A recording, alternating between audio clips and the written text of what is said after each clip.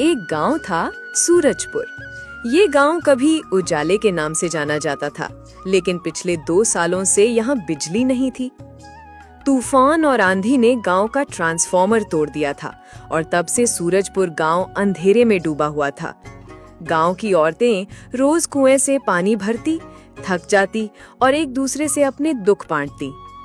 अरे रीना बहन, मैं तो थक गई इस कुएं से पानी खींच खींच कर, कमर टूट गई। हाँ बहन, जब से बिजली गई है यही कुआं हमारा सहारा बन गया है।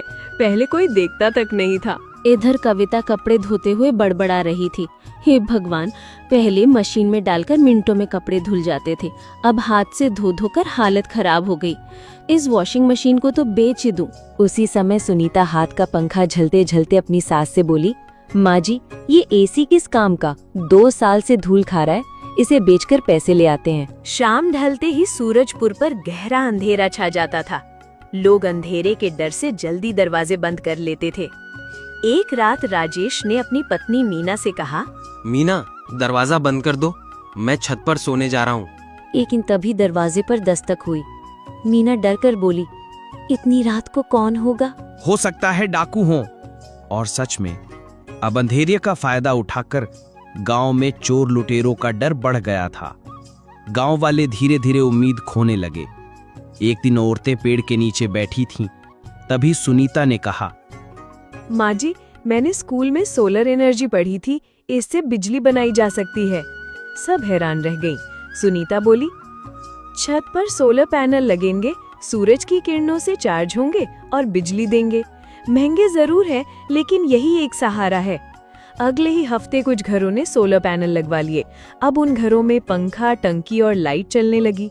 लेकिन आधे से ज्यादा घर अंधेरे में ही रहे, क्योंकि उनके पास पैसे नहीं थे। माँ, हम भी लगवा लेना सोलर पैनल? कमला ने दुखी होकर कहा, नहीं बेटी, हमारे पास पैसे नहीं है। ये देखकर गांव की औरतों का मन दुखी हो गया।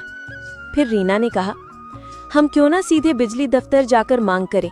मर्दों ने कोशिश की लेकिन काम नहीं हुआ, अब हम करेंगी।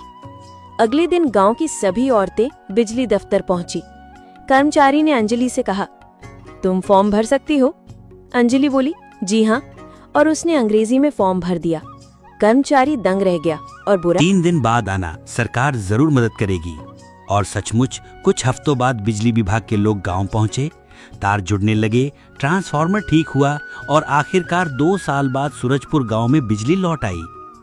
गांव की गलियां, घर और सड़कें रोशनी से जगमग हो उठी।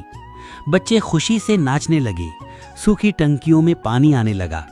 राजेश ने कहा, ये चमत्कार हमारी गांव की औरतों ने किया है। औरतों की मेहनत ने सूरजपुर को फिर से उजाले का गांव बना दिया।